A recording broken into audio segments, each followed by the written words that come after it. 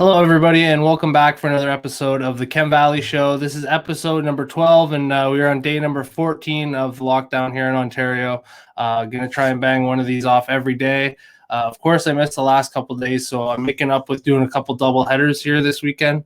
And joining me today, a good friend of mine who I grew up actually bat-boying a few of his baseball teams is how I met him as a kid, and I'm looking forward to hearing about all his career and his journey to get where he is today, coaching the men's varsity basketball team here in Sarnia for the Lambton College Lions. So joining me now, James Grant.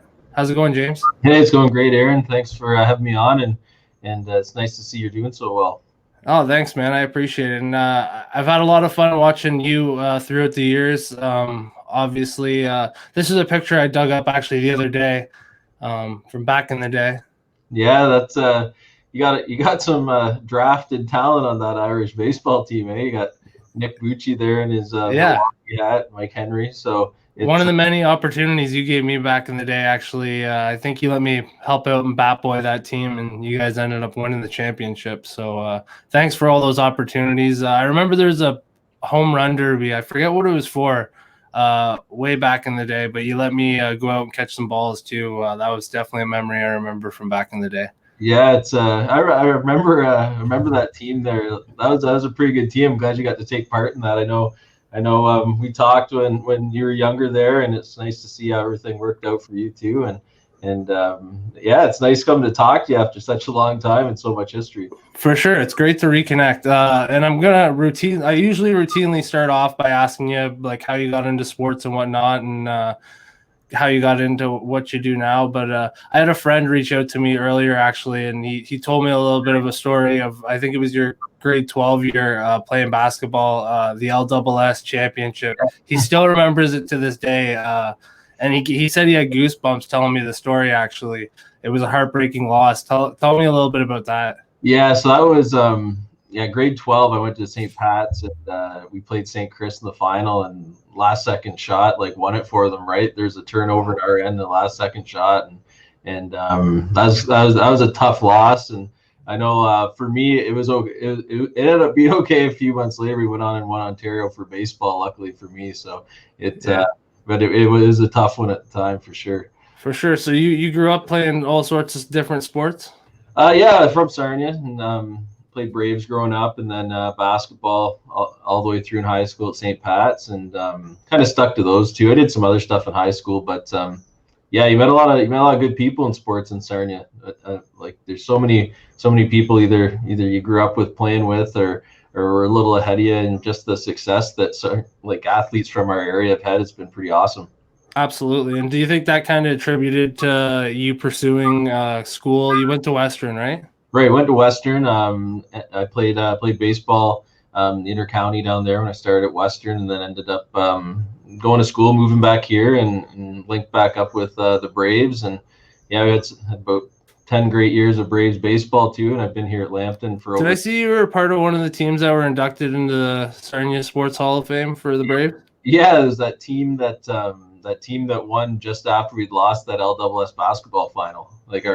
Our midget team there won at Arrow Russell, so it's quite the time. That's amazing. Was your coach, was it Biggie at the time? It was Biggie.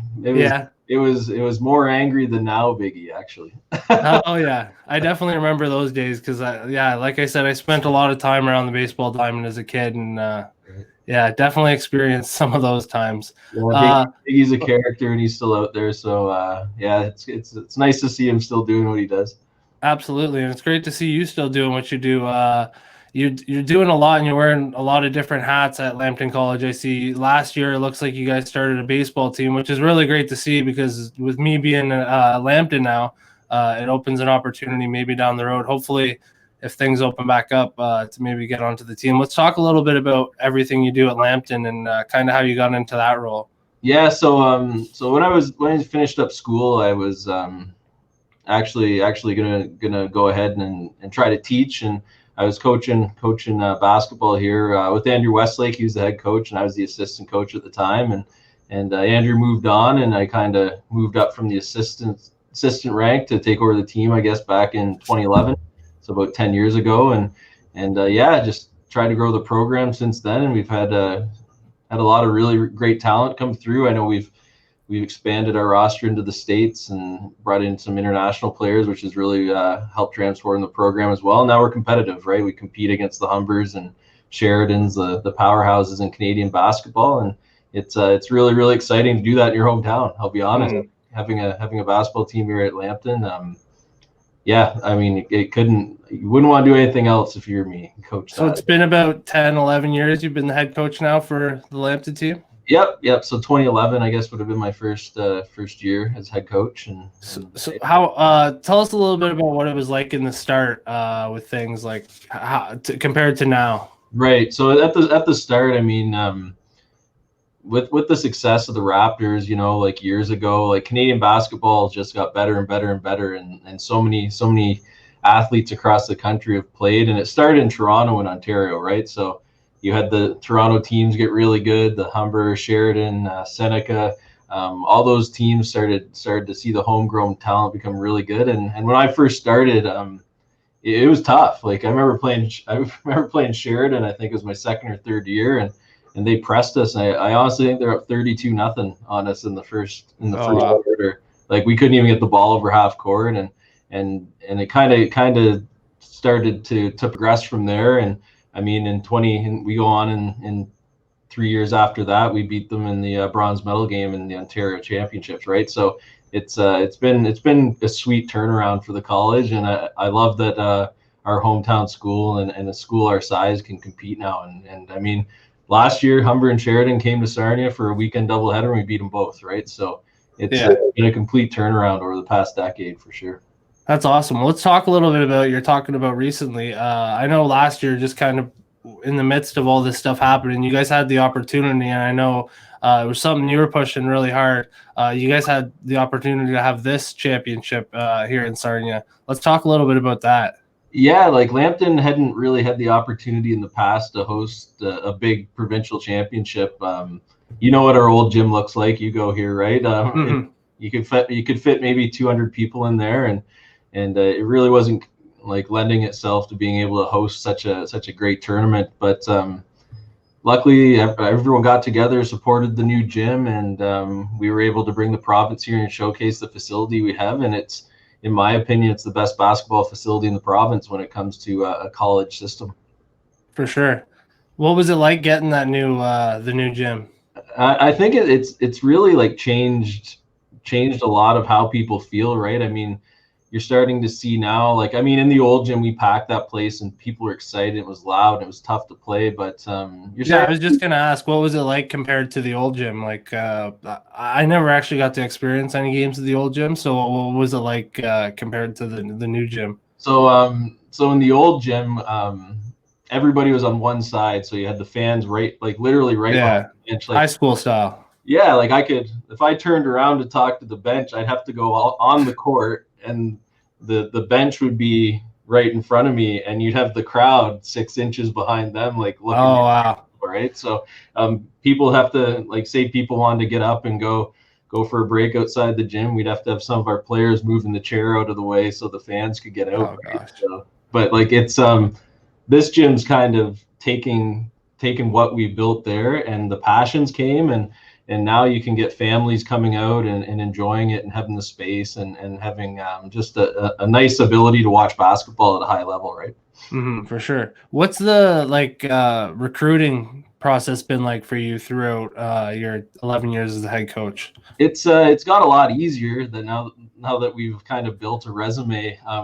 But to start off, you're really just trying to sell how Lambton can give you a great education, and the people here care so much about each other and sports and the student body.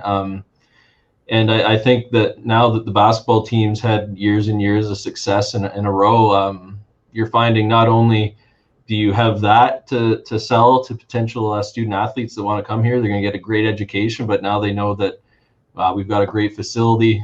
We have a team that can compete, and now we've sent four guys professional off the roster in the past 5 years. So there's a chance to continue playing past Lambton College as well.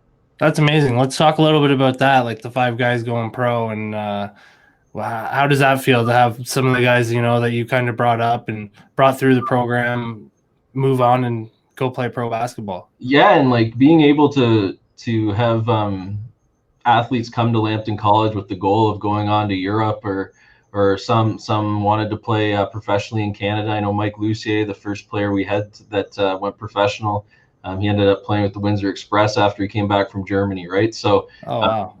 like Jason Watts right now, he's over in Armenia, first team All-Star. Yeah, there he is right there, having the time of his life, right? So he came to Lambton College, and he was a great player for us. And Did I see you just won a dunk competition or something? he just won the dunk competition at the All-Star game. So, that's incredible. So I mean, it's awesome being able to take part in being part of the story of other people to go on and do things, right? So it's really, really good. Where did you find your coaching background, would you say, like throughout your career? What was it like having coaches like Big E growing up, or?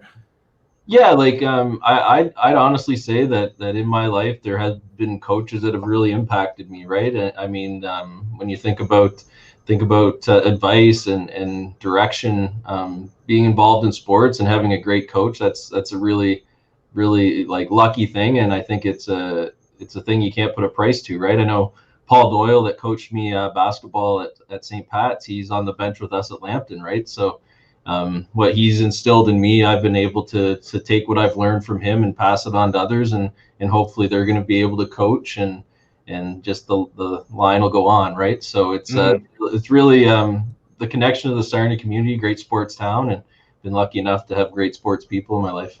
For sure. And you wear many hats at Lambton. Like coaching the basketball team isn't the only thing you do. You're also the general manager of the SAC, the Student Administrative Council. Yeah.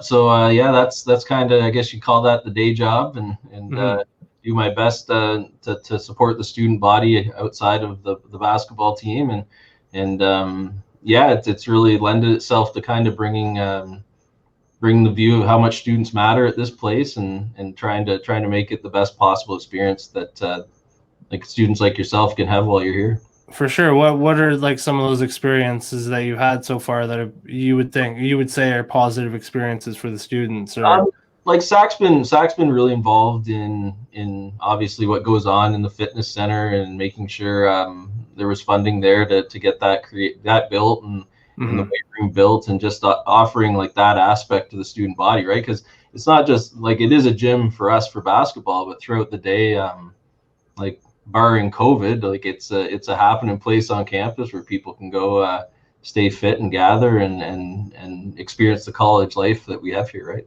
Yeah, for sure. And another thing you did, I don't know if it was you or if you had might have a team with you that started it up, but the baseball team, that's something that I kind of want to talk about. And how did that come to life? Because I know my teacher, Justin Randall, shout out to Justin, hopefully going to have him on the show soon and talk with him about his story and journey. But I know he's mentioned it a lot in class, and I'd love to hear that story about how that came to fruition. Yeah, so Sac was really supportive of baseball, and before it went varsity on the college side, we'd actually put a team together of students. We'd reached out, and Durham and Fleming College agreed to play the team we put together through the student union or student association here, and we went down. We actually won a game, right, against these. So we were thinking, okay, well, maybe we can compete. Sarnia is a pretty big baseball town, and the college got on board, and yeah, we had our inaugural season, and COVID wiped out year 2, but hopefully we can get back at it this coming fall. It was great, and anytime that we can offer something that a lot of students can take part in, and I think it's definitely beneficial for everybody.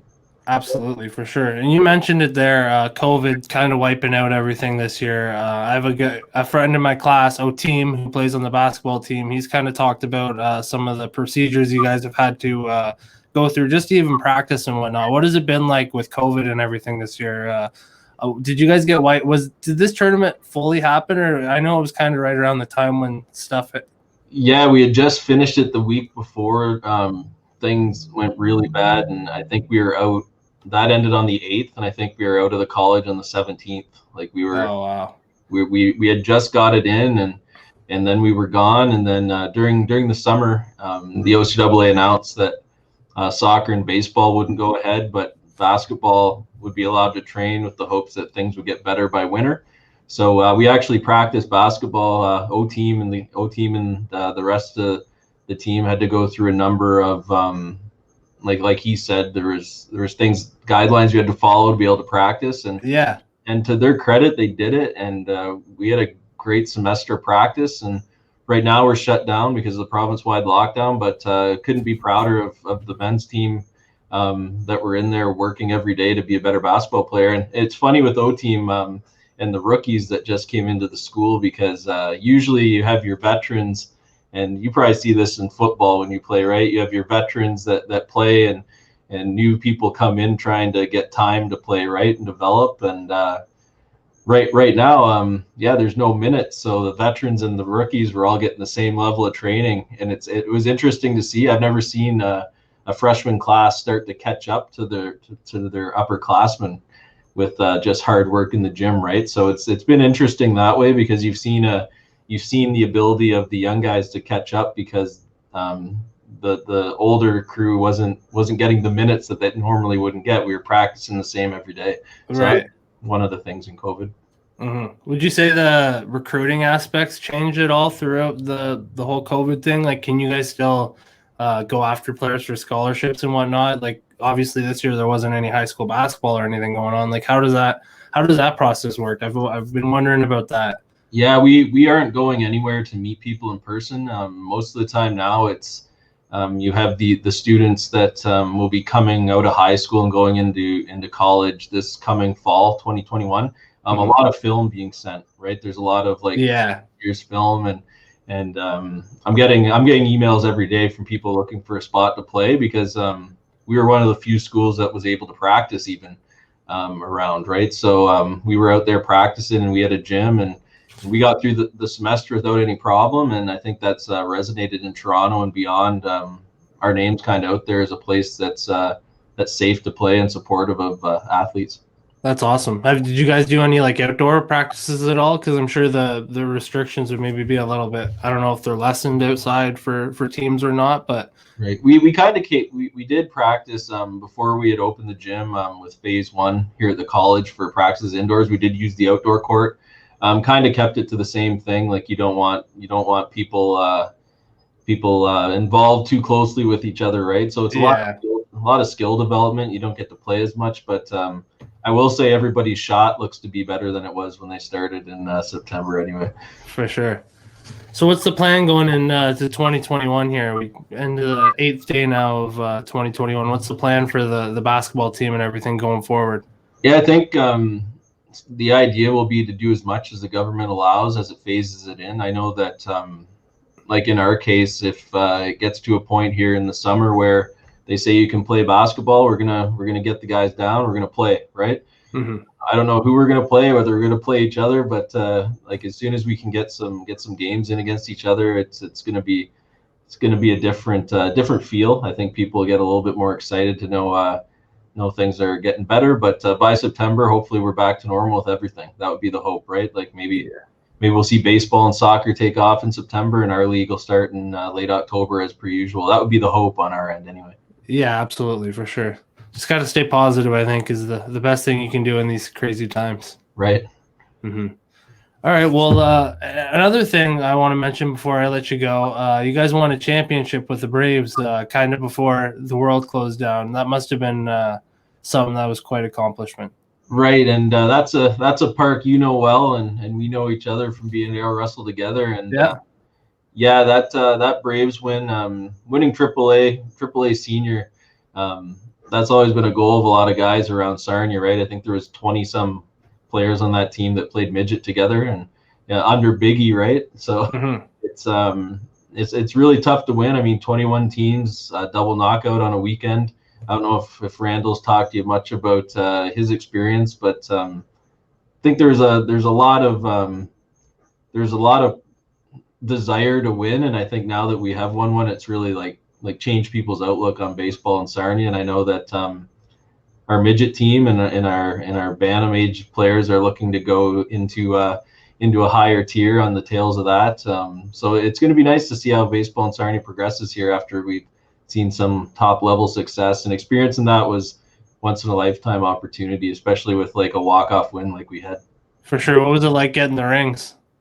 Oh, it's pretty nice. Yeah. Yeah, you put a lot of time and you put a lot of work in your life into things, and it's nice to get to the point where it all comes to fruition and you get a little success out of it, right? So that was a nice moment in life for sure. Absolutely.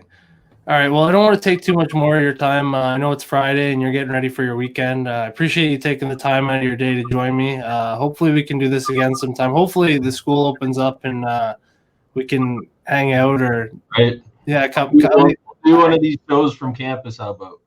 What's that? We'll do one of these shows from campus. I'd absolutely love that. That would be awesome. Yeah, sounds good to me. All right, James. Thank you so much for joining me today. Anything else before any messages to the students, I guess, that may be listening right now? Just keep on fighting through, and once we get back to normal, we'll do our best to make sure it's worth it. Anything lined up for SAC? Yeah, next week. Yeah, definitely next week. We got some really good contests happening, especially on Fridays, the big Deal or No Deal round 2. I don't know if anyone's seen the first episode of that, but I'm not sure if you're aware, but I'm actually the champion, or I'm a 2-time champion. I call myself the champ of SAC trivia. SAC trivia is coming up next week. Oh, perfect. Well, then I might as well make it a triple champ. Good. Repeat. Three-peat, yeah. Yeah. All right, James, thanks so much. I appreciate you joining me. We'll do this again sometime. Have a wonderful day and a great weekend. You too, Aaron. Thanks a lot. Take care. Take care. All right, well, that was episode number 12 of the Chem Valley Show. James Grant, the varsity basketball coach for the Lambton Lions, joining me. I really appreciate it. I'm going to be back again tonight with another episode, doing a doubleheader this weekend. Tonight, I'm going to be joined by Chem Valley wrestler El Reverso here on the Chem Valley Show. That's going to be episode number 13. Hopefully he doesn't reverse things on me and the whole episode goes backwards, but I'll be back again tonight with another episode. Thanks so much for tuning in. Stay positive, and I'll see you guys later. Have a wonderful day.